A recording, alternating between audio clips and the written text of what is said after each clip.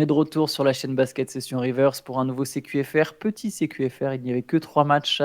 Ça y est, c'est le break du All-Star Weekend. Il y avait donc les 3 derniers matchs avant la petite coupure.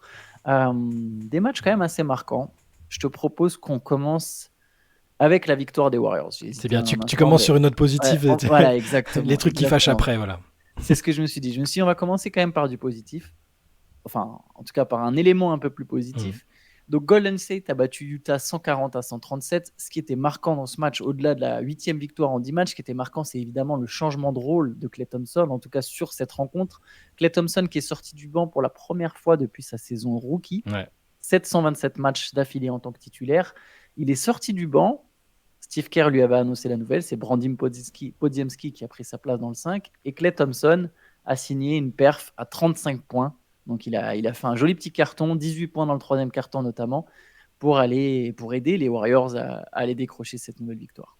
Alors, faudra voir sur le long terme, mais c'est intéressant que ce choix dont on a parlé plusieurs fois, enfin, pas spécialement nous, mais les journalistes locaux ont pas mal posé la question à Clay, à Steve Kerr, et moi j'avais quelques inquiétudes parce que lorsqu'il avait été interrogé sur le sujet, Clay avait l'air un peu offusqué, limite qu'on puisse se poser la question, tout en disant qu'il l'acceptera, qu'il fera ce qu'il faut évidemment, mais il estimait avoir gagné le crédit, enfin le droit de passer un peu à côté de certains matchs, d'avoir des moments difficiles, et que ça voulait pas forcément dire qu'il fallait tout remettre en cause au niveau de la rotation. Là, on sentait quand même sur les derniers matchs, c'était compliqué. Celui d'avant, il a fait quelques erreurs en fin de match qui ont été très très soulignées. Je pense qu'il est pas, il a vu, hein, il est pas sourd. Il a entendu les critiques, il a entendu les journalistes qui se demandaient si c'était pas une bonne idée peut-être qu'il sorte du banc. Il y a Podziemski qui fait une super saison et qui apporte qui apporte beaucoup de choses et là forcément c'était le moment était venu, je pense.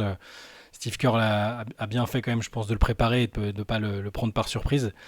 Et il y avait deux options, soit il s'effondrait un peu mentalement, c'est Mm. jamais facile. Il le disait lui-même, hein, il lui disait quand tu as été un top joueur de la ligue, déjà ne serait-ce qu'avoir des difficultés sur le terrain en étant titulaire, c'est très compliqué à vivre.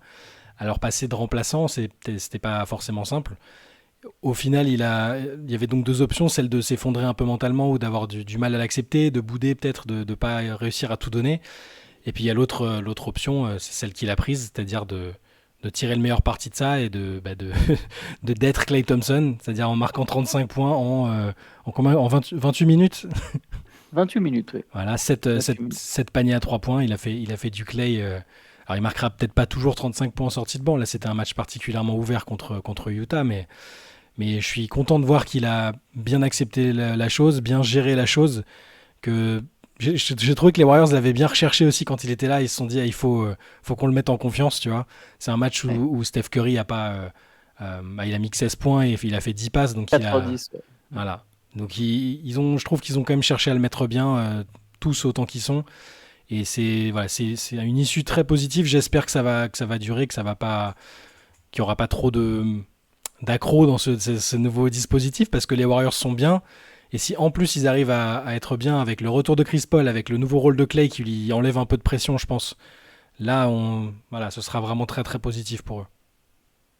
Moi, j'avoue que je m'attendais pas à ce qu'il fasse ce move. C'est vrai que ça a été discuté plusieurs fois depuis le début de la saison. Lui a commencé au début s'offusquer un peu de l'idée. Ouais. Tu te souviens après, récemment, il n'y a pas longtemps, il avait admis que bon, si c'était ce qu'il y avait de mieux pour l'équipe, il le ferait. Je pense que ça a été un processus. Mais je pensais quand même pas que ça se ferait parce que j'ai. Ce qui est étonnant, c'est que du coup, là, sur ce match, en fait, ça m'entraîne plein de questions. J'ai envie de voir comment ça va se développer cette histoire parce que du coup, ça a réduit les minutes de Kuminga. Mhm. C'est Kuminga qui joue que 24 minutes la nuit dernière. Euh, bon, après avoir, ce sera pas toujours Kuminga qui se retrouvera, qui perdra un peu de temps de jeu. Podziemski a quand même joué 34 minutes. Podziemski, il est très bon, hein. Il finit à 13 points, 6 rebonds, 8 passes. C'est un très bon joueur, on l'a vu depuis le début de la saison. C'est vraiment un rookie très intéressant. C'est une super pioche pour Golden State. Il n'est pas si petit en taille. J'avais peur à un moment du backcourt Paul Podziemski. Au final, il fait que 2 cm. Paul Podziemski. Curry Podziemski, au final, il fait que 2 Mhm. cm de moins que Clay. Donc bon, il n'y a pas une énorme différence. Ça me faisait un peu peur au début pour la défense. Machinalement, je me disais, ah, quand même, deux meneurs ensemble. Je ne sais pas si Podziemski, c'est la solution sur la durée sur cette saison. Comment ça va se passer en playoff? Quelle est son expérience? Est-ce qu'ils vont tenter Chris Paul du coup? Est-ce qu'ils vont recommencer à réessayer de faire de tester plein de line-up? Je me demande comment ça va se dérouler. Clay a parlé un peu de Manu Ginobili, je trouvais ça intéressant. Tu vois, il a Ouais. cité Ginobili en disant bah voilà, ce mec-là, il a 4 bagues, une médaille d'or au JO. Ça l'a pas empêché de sortir du banc. Tout le monde le voit comme un Hall of Famer. J'ai l'impression qu'il a peur, pas qu'il a peur, mais il est concerné par l'image qu'auront les gens, les observateurs, les fans, je ne sais même pas qui, les médias, ses pairs de lui. Il tient quand même à sa réputation. Il a réussi à se mettre dans la tête que sortir du banc, de toute façon, à ce stade de sa carrière, sa réputation, sa legacy, la fameuse legacy, elle est déjà là. Il a 4 titres, plein de All-Stars, etc. Je trouve que c'est un rôle intéressant pour les Warriors. T'imagines ton backcourt remplaçant, c'est Chris Paul, Klay Thompson, deux Hall of Famer, dont un qui est super playmaker, l'autre qui est très bon sans le ballon. Je trouve ça super. Si autour de ça, tu as des défenseurs comme Gary Payton, Moses Moody, Kevin Looney, tu as 3 mecs qui compensent un peu. C'est un 5 très intéressant, c'est un deuxième 5 très intéressant, mais voilà, j'ai hâte un peu de voir tout ça. Est-ce que ça va vraiment s'affirmer dans le temps? Mais bon, comme tu l'as dit, c'est une première très positive sur ce match. C'est intéressant de voir le fait qu'il évoque Ginobili parce que je suis prêt à parier que c'est Steve Kerr dans son pitch quand il lui a parlé, bah, il le connaît, tu vois. Il a dit regarde, moi voilà, j'ai bien connu Ginobili, c'était potentiellement le meilleur arrière, le meilleur joueur non intérieur de l'équipe et il a fait ce sacrifice-là. Et au final, sa réputation n'a pas été entachée par ça, tu vois. On en parlait dans le podcast qu'on a fait l'autre jour Ouais. sur les 10 meilleurs joueurs des Spurs, que je vous invite évidemment à aller écouter. Ça n'a pas du tout entaché sa réputation. Au contraire, il a saisi le rôle alors qu'il aurait pu très bien faire un peu la tronche, Ginobili à l'époque, et on sait ce que c'est devenu. J'aime bien cette approche-là, qui se disent je peux rester le même, rester un joueur impactant et faire des performances marquantes en sortant du banc. Et puis il y a des matchs où il jouera plus, d'autres il jouera moins. C'est le plus important dans l'évolution, dans les dynasties et dans les équipes marquantes selon les générations. C'est aussi la manière dont les grands joueurs, dont les joueurs les plus importants de ces équipes-là arrivent à vieillir, à faire évoluer leur jeu, à faire Mm. évoluer leur rôle. Tu vois, de toute façon, Clay pouvait pas dire non, j'ai pas envie. À partir du moment où Draymond Green l'a fait, alors souvent c'était en retour de punition et petit à petit a repris un autre rôle, mais même Steph Curry est sorti du banc en revenant de blessure. Alors, Ouais. c'était pas à cause d'une baisse de niveau de jeu, mais à partir du moment où ces joueurs-là, qui sont sur le même plan que toi dans la dynastie, ils sont aussi importants que toi, tu peux pas arriver et dire non, bah, moi je suis Klay Thompson, je peux pas. Donc ça a été un processus, comme tu as dit. On a vu les différentes évolutions, le fameux. Parce que je me rappelle, le pauvre journaliste, il lui a pas dit ah, franchement, t'es en galère, tu devrais sortir du banc, tu crois pas. Il lui a pas dit ça en plus. Hein. C'était une question tout à fait légitime de la manière dont elle était posée. Et puis, il l'avait pris comme une agression. Il avait dit non, mais tu veux que je sorte du banc, c'est ça? Tu veux aller le dire à Steve Kerr? Et bon, alors, à voir si ça durera, t'as raison, il faudra voir le retour de Chris Paul, il faudra voir l'impact que ça aura sur Kuminga, qui lui, pour le coup, a pas du tout hésité, parle pas dans un Lui, il passé veut pas. récent, à dire Ouais, lui, il que, veut ses minutes, lui. voilà, il veut ses minutes, c'est personnalité voilà, qui n'hésite pas à faire probablement fuiter des informations sur son mécontentement. Donc, en tout cas, c'est très bien pour les Warriors parce que là, ils ont plusieurs options et il y a des alternatives, mais elles sont positives. C'est pas mince, on a zéro solution, zéro système qui fonctionne. On peut faire que ça. Là, il y a plusieurs manières d'opérer pour eux d'ici la fin de la saison. Et là, pour le coup, c'est positif. Là, on est il y a une dynamique positive, tu vois. L'atmosphère est quand même plus apaisée et ouais, je suis un peu plus optimiste pour eux sur la fin de la saison là. C'est très intéressant ce que tu soulignes sur la dynastie parce que Klay Thompson, il sera free agent cet Mhm. été. Et en le faisant sortir du banc, tu légitimes le fait que tu lui proposes un contrat inférieur, en fait. Mhm. Bah, ton rôle a changé. Tu n'es plus une star, tu n'es plus un titulaire. On ne peut pas te donner le max, tu vois. Ouais. Ça va être intéressant de voir du coup comment il se sent dans son rôle. Steve Kerr a avoué que Klay Thompson l'a pas bien pris. Hein. Il y a eu une discussion le matin du match. Klay Thompson l'a pas bien pris. Après, il a répondu avec ses 35 points. La différence avec Green et Curry, c'est que je pense qu'on a toujours su que Green et Curry reviendraient dans le 5. Bon, pour Curry, c'était évident, mais même Green, tu vois, ça Mhm. semblait incontournable qu'il allait revenir dans le 5. Là, pour Clay, il y a ce suspense. Tu vois, moi, je me dis, peut-être il va revenir, parce que je sais pas, peut-être qu'en playoff, est-ce qu'ils vont se dire non, Podziemski, ça marche pas? Est-ce qu'ils vont tenter Moody? Je pense que Steve Kerr, il peut pas se permettre de faire trop d'expérience là d'ici la fin de la saison. Ça approche quand même bientôt. Donc, peut-être il va ride and die avec Podziemski et finiront les matchs de toute façon avec Clay ou avec Chris Paul. Mais Ouais, tu vois, il y a peut-être ce suspense de se dire, bah ça maintenant c'est ton rôle. Mais quelque part, Russell Westbrook, il le fait très très bien aux Clippers si on Ouais. voit tout ce que ça apporte. Vince Carter l'a fait à la fin de sa carrière. Tout ça, je trouve ça intéressant ce que tu dis, les joueurs doivent évoluer. Klay Thompson, c'est peut-être sa chance de comprendre que ça va évoluer et que ça va. En plus, je pense quelque part c'est mieux pour lui, hein. Il va jouer, il va pouvoir avoir un peu moins de pression. Ça sera plus simple, je pense. Il finira sans doute toujours les matchs de toute manière quand il est chaud. En tout cas, ouais, ça dépendra entre Podziemski, lui, Chris Paul, Moses Moody, etc. Mais ouais, voilà, ça. On sait que la priorité des Warriors, apparemment, c'est voilà, il y a une rumeur qui est sortie pour cet été. C'est pas de retenter un gros run, hein, c'est de passer sous la luxury tax. Ils veulent dégraisser, donc ils sont déjà en train de préparer le futur, hein. Là, c'est bah, si vous arrivez à gagner avec Curry, Green et les jeunes qu'on a, tant mieux. Et sinon, bah, nous, on est déjà en train de. Enfin, là, maintenant, Ouais. apparemment, c'est acté, quoi. Donc, ça va être place à Podziemski, Kuminga, etc. Et autour, bah, Clay, il faut que tu prennes un contrat moindre, quoi. Et on verra s'il accepte ce rôle aussi loin jusqu'au point de se dire bon, bah, je continue à Golden State et sur la fin de ma carrière, je suis remplaçant. Je trouve ça intéressant. Ça va être une des interrogations de l'intersaison. Ça va aussi dépendre de ce qu'ils feront en playoff s'ils arrivent à y aller, parce que on dit qu'ils sont en forme, mais pour l'instant ils sont que virtuellement qualifiés pour le play-in. Mais voilà, ce que tu me dis, ça me fait me rendre compte à quel point Podziemski c'est quand même une pioche incroyable, parce que tu te rends Ouais. compte comment il a remis en question une rotation qui est établie depuis 10 ans. Alors oui, il y a une baisse des difficultés de Clay, mais bon, le mec, on sait qu'il revient de blessures gravissimes, qu'il a été capable de revenir à un bon niveau, qu'il est théoriquement sans doute encore capable de le faire. Là, le gars arrive, il sort pas d'une grosse fac, il arrive, il est pas tire par loterie pique. 19e choix. Voilà, ce qu'il fait, c'est phénoménal. Ce mec, franchement, est Je, impressionnant. je vais je vais te donner ses stats. Je sais que c'est 9, 5 quelque chose, mais je vais vous les donner exactement. Je suis en train de regarder en même temps si je trouve Golden State Warriors. Ça m'intrigue d'avoir les stats Il exactes. faudrait voir à partir depuis le début de l'année 2024 notamment, parce que les premières semaines, premiers mois, il avait du temps de jeu, mais c'était moindre quand même. Alors, déjà sur la saison, il est à 10 points, Hmm. 46% au tir, 38% à 3 points, que 61% au lancer franc. Ça m'étonne. Il provoque très peu de fautes de toute façon. 6 rebonds et 4 passes. Maintenant, je vais te donner depuis 2024. Donc, c'est déjà au niveau de stats pour un rookie, c'est plus que Bien sûr. correct.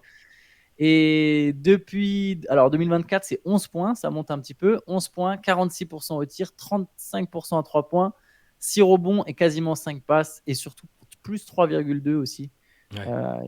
Alors que Klay Thompson, par exemple, est à moins 1 de différentiel. Bon, il Mais n'y a pas quand une il est dans énorme les matchs, défense, mais quand il est dans les matchs, j'ai toujours l'impression que l'impact est positif. Et après, il y a les stats, hein, mais sur le visuel, je le trouve toujours. J'ai l'impression que sa présence, ouais. elle coïncide toujours avec des bons passages. Il a l'air à l'aise. Enfin, tu vois, je sais pas, c'est pour un mec comme ça qu'on n'attendait pas. Enfin, pas tout le monde. En tout cas, le grand public l'attendait pas. Ouais. euh, c'est quand même impressionnant ce qu'il fait. Donc, tu te rends compte, enfin, il a réussi à remettre en cause une rotation qui est établie depuis des années et à se faire poser des questions à Steve Kerr. Je trouve ça fort. C'est Bon, très fort. on va voir sur la fin de la saison comment les Warriors vont gérer ça. Je valide. Allez, on peut passer au point un peu plus négatif, forcément, parce qu'on va parler de la défaite des Bucks. Je suis Mm. désolé pour les fans des Grizzlies. On va pas vraiment parler de la victoire des Grizzlies. Au final, c'est quand même une belle victoire des Grizzlies. 113-110, les Grizzlies menés par Williams et Jackson. Lesquels? Zaire. Non, mais comment tu prononces le. C'est quoi? C'est Zaire Williams, tu l'appelles? Oui, oui, Zaire Williams, ouais. Ouais, Zaire Williams, qui a mis 27 points, et Gigi Jackson qui a mis 27 points. Ouais. C'est quand même pas l'équipe des Grizzlies la plus impressionnante de l'histoire. Par exemple, le pivot titulaire ce soir, je Jamison? le connais pas. Ah, Jamison, ouais. Jamison, Mais je le il connais joue pas. depuis Fred quelques temps, ouais. Jamison, Mais je le c'est connais que des pas. mecs qu'ils ont monté de J-League, enfin même Levin Williams Jr. et tout. Il y a quoi? Il y a peut-être trois joueurs Il y a- vraiment de la rotation Non, mais, habituelle avec Aldama et tout, mais non, mais attends, c'est. attends, attends, je Ouais, donne le 5 majeur. vas-y, je t'en prie. Donc, Jordan Goodwin. Je suis obligé de Qu'on checker pour connaît, mais qui Williams. revient un peu de nulle part, quoi. Ouais, il Qu'on revient de nulle connaît, part. mais Vince Williams Jr., La qui révélation. met 18 points, 12 rebonds, 7 passes. Jamison, je connais même pas. Ah oui, Trey Jamison, j'allais dire, je connais même pas Ouais, son prénom. Zaire Williams, Santi Aldama. Et les ouais. Bucks, avec Lillard, Beasley, Lopez, Antetokounmpo, Crowder. Donc il n'y a pas Middleton, on le sait en ce moment, mais bon. Voilà, on va nuancer avec ça. Il n'y a pas Middleton. On sait que Middleton est vraiment un membre important à Milwaukee. On s'en rend compte de toute façon. On s'en rend compte à chaque fois qu'il n'est pas là. Mm. C'est fou en fait. Middleton, c'est à chaque fois qu'il n'est pas là qu'on se rend compte à quel point il est important. Les Bucks ont perdu donc 113-110 contre cette équipe. Mais le plus inquiétant, c'est pas juste cette défaite. C'est que là, ça fait 10 matchs avec Doc Rivers sur le banc. Mm. 7 défaites. Ouais, ce qui n'était jamais arrivé sous Mike Budenholzer sur une série de 10 matchs, ils avaient jamais perdu autant de matchs depuis sur toutes ces années. Bon, moi forcément la tentation est assez grande vu qu'on a tous été très sceptiques et un peu choqués de l'annonce de l'arrivée de Doc Rivers et de la signature d'un contrat à longue durée parce que c'est presque ça le plus étonnant. Ouais, c'est ça le plus grave, je pense. La tentation elle est grande de dire ah voilà bon tu vois, mais bon je reste un peu prudent avec ce qu'il y a eu avec les Clippers et avec Harden où j'étais très très sceptique et où j'ai critiqué très très tôt et au final le résultat est plutôt positif, très positif même. Mais bon là c'est juste que pour l'instant l'impact, enfin le choc psychologique, tout ce que tu veux, il se fait pas sentir en fait. Même lui, il commence déjà à dire oh là, c'est quoi ces mecs-là? Ils ont Il déjà la commence tête en déjà à vacances. allumer ses joueurs. Voilà, c'est bon. Normalement, il le fait un peu plus tard dans dans le processus Doc Rivers. Mais là, tu vois, il y avait eu 2 matchs intéressants en défense. Ils avaient limité leurs adversaires sous les 100 points. Enfin, ils avaient vraiment fait des progrès là-dessus. Là, il n'y avait pas d'intensité défensive. Il n'y avait pas de. En attaque, c'était brouillon. Enfin, je sais pas. J'ai l'impression que là, Lillard est vraiment pas dans une bonne période en termes de. Je sais pas si c'est de la confiance ou s'il se C'est pas force une à, belle il se saison. force à C'est pas refuser une les belle shoots. saison. Parce qu'il y a à la fois une relative maladresse, ok, mais il y a le fait qu'il refuse des shoots alors que c'est Damien Lillard, tu vois. J'ai vu, il y a une séquence à un moment cette nuit où bah, son défenseur sort complètement pour je ne sais quoi d'ailleurs.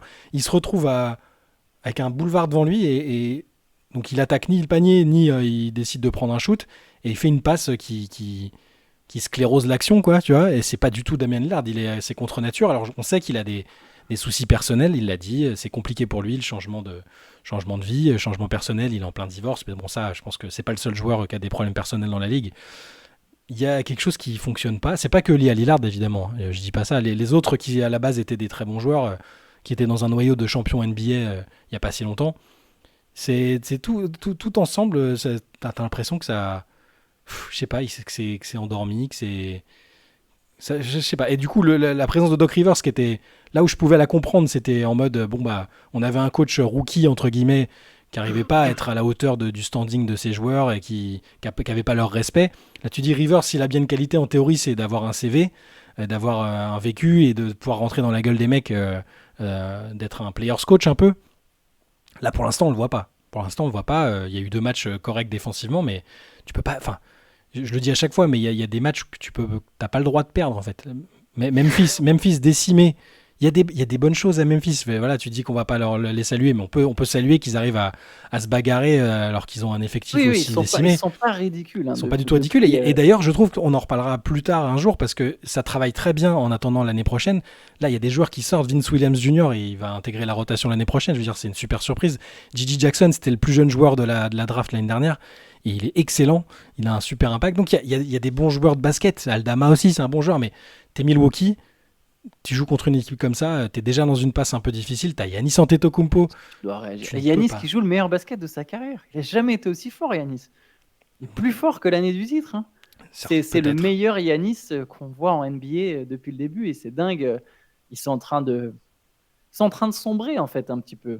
Bah ouais, parce qu'au final même, alors ils vont j'imagine redresser la barre, c'est la conférence Est, mais quand tu regardes, bon évidemment Boston est hors d'atteinte, alors qu'en début de saison on se disait ah ça va être une lutte sympa entre Boston et Milwaukee en haut.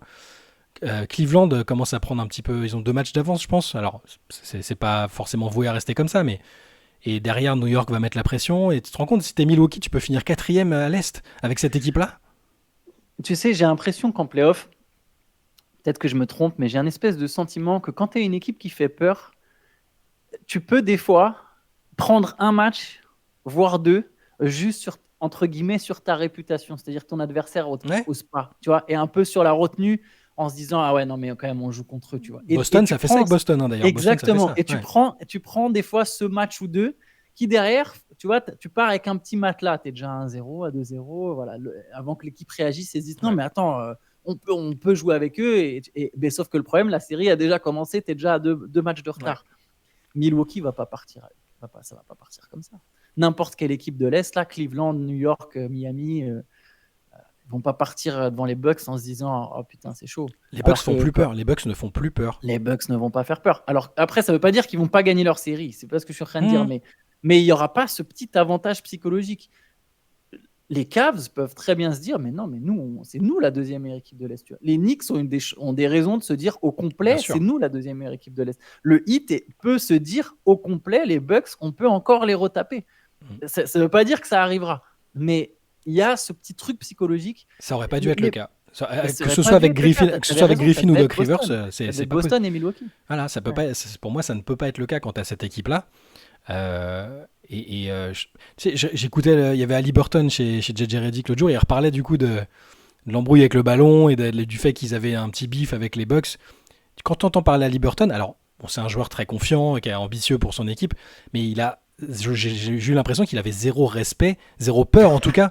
Pas respect dans le sens je respecte pas ces mecs, il respecte Giannis évidemment, tout ça. Mais la façon dont il décrivait, d'une, le comportement de Giannis, de deux, la façon dont les Bucks sont trash-talkés alors qu'ils avaient pris 3 défaites dans les dents avant ce match-là, tu sens qu'ils n'ont pas peur en fait. Et c'est que Indiana. Donc imagine Miami, imagine New York, c'est des équipes ultra plus tough que ces équipes-là. Jalen Brunson, il va arriver. Pour l'instant, mais je pense que là, en les voyant, ils se disent c'est sûr qu'on peut les taper. Alors que ça ne devrait pas être le cas. Giannis, c'est un des meilleurs joueurs de tous les temps. Il y a Damian Lillard. Enfin, il y a Damian Lillard dans l'équipe. Et il manque. Alors, et là, on reparlera plus tard. On va pas faire l'autopsie. Ils sont pas éliminés. Ils peuvent encore nous surprendre. Non, bien sûr. Mais c'est là que l'absence de Jrue Holiday, elle fait tellement mal. Parce que lui, pour le coup, tu sais que quand il est là, tu te dis merde, notre meilleur joueur, il va se prendre le bouillon Holiday. Tu vois, ça fait partie de ces trucs-là. Donc, bon, on est alarmiste, mais c'est difficile de pas l'être. C'est difficile de pas l'être là en l'état. Et peut-être qu'on va recevoir des commentaires. Peut-être que dans 15 matchs, ils auront dressé la barre. Et vous disiez que machin. Mais bon, là, on est obligé d'analyser les 10 premiers matchs. Et les 10 premiers matchs, c'est très compliqué. C'est dans la lignée de ce qu'ils font depuis le début de la saison. Mais en fait, même s'ils relèvent la barre, j'ai l'impression qu'ils partent de loin. En fait. J'ai l'impression que là, les Bucks partent de trop loin pour aller rattraper. Bien sûr qu'ils peuvent relever la barre et Chris Middleton va revenir. Moi, je suis d'accord avec toi sur le fait qu'il faut. Moi, je trouve pas que Doc Rivers ce soit catastrophique là tout de suite en état. Parce que bon, 10 matchs, c'est 10 matchs. Par contre, je me dis pas que c'est lui le problème. Par contre, je suis pas sûr que lui puisse régler les problèmes déjà en place. Ouais. Et si ça continue, là où ce que je trouve vraiment catastrophique, c'est de l'avoir signé pour 5 ans avec un contrat monstrueux. Et quelle solution s'offre à eux ? Ils ne peuvent pas le virer. Ils payent 3 coachs. Je tiens à rappeler, les Bucks aujourd'hui payent 3 coachs. Ils payent Budenholzer qu'ils ont viré. Ils payent Adrian Griffin qu'ils ont viré. Ils ne peuvent pas virer Rivers et prendre un 4e coach et payer 4 coachs en même temps. À un moment, ce n'est pas possible. Surtout que Rivers, il a un contrat. Ils lui ont donné un contrat béton. Un mec, ça n'a pas de sens de lui avoir donné un contrat béton. À la limite, tu veux virer Griffin, ça passe pas du tout avec Giannis. Pourquoi pas ? Ils ont un bon bilan, tu veux virer ton coach, pourquoi pas ? À partir de là, tu te dis, bon, je veux Doc Rivers. Déjà, je trouve que c'est limité, mais ok, pourquoi pas ? Mais pourquoi tu lui donnes un contrat aussi long avant même qu'il ait posé ses pieds sur ses fesses sur le banc, quoi. Attends de voir ce que ça donne. C'est un panic move. Un panic move qui, je trouve, n'avait pas lieu d'être. Patrick Beverley, je trouve que je comprenais pas. Après, c'est un transfert à la marge. Mais Patrick Beverley, il n'aura ni l'impact dans le vestiaire, ni l'impact défensif. C'est comme Rivers, c'est une réputation, Beverley, à ce stade de sa carrière. C'est une réputation, c'est pas un défense. C'est pas un chien de garde d'élite. C'est un podcasteur c'est ça. Et là, ils ont signé Danilo Gallinari. Oui. Donc, j'adore. Moi aussi, j'adore Gallinari. Cool. Franchement, pour l'avoir interviewé plusieurs fois, je l'ai fait à l'Euro, je l'ai fait en face à face à Barcelone. C'est vraiment une des crèmes. Je pense que c'est vraiment le mec que j'ai trouvé le plus cool de tous les joueurs NBA que j'ai pu interviewer. Pareil, je crois, comme toi. Vraiment, vraiment adorable et tout.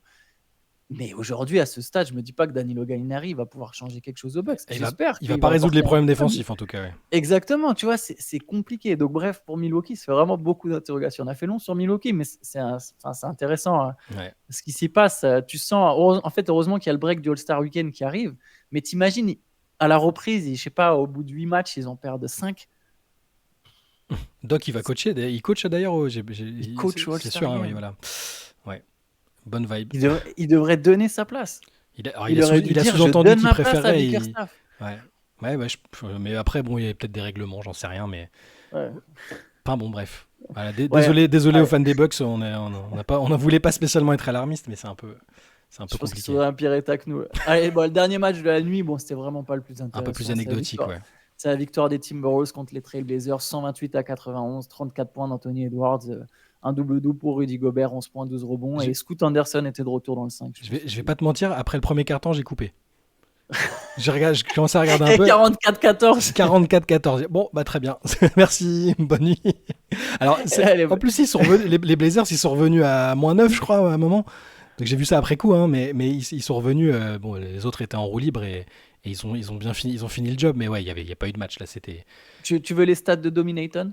Ah, ben on a un contrat limite avec la NBA pour donner les stats de Dominaton. C'est obligatoire. Alors, 20 minutes, il a eu des problèmes de faute. Il est sorti pour 6 Ouais. fautes. 2 points, 4 rebonds, 3 passes, 3 contres. Quand Ah, même, 3 passes, 3 interceptions, 1 contre, pardon. ah, Voilà les stats. c'était un demi Nathan alors plutôt. C'est pas. Un- Voilà. Je pense que demi- quand il sera moins bon, on fera ça et puis voilà. Très beau. Bon, bah écoute, Chai, on va se laisser là-dessus. Ouais. Il y aura demain un autre CQFR. C'est le retour Avec vos questions. du 6e CQFR avec vos questions. On répondra à vos questions.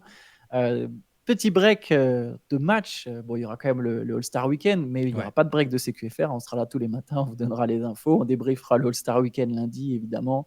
Ce qu'on a plu, ce qui ne nous a pas plu, etc. Ce qui nous a plu, ce qui ne nous a pas plu, pardon. Et puis après, les autres jours, même s'il n'y a pas de match, on sera là le matin. Donc voilà, n'hésitez pas à continuer à nous suivre. Yes. Allez, bonne journée à tous. Ciao, Bonne ciao. journée.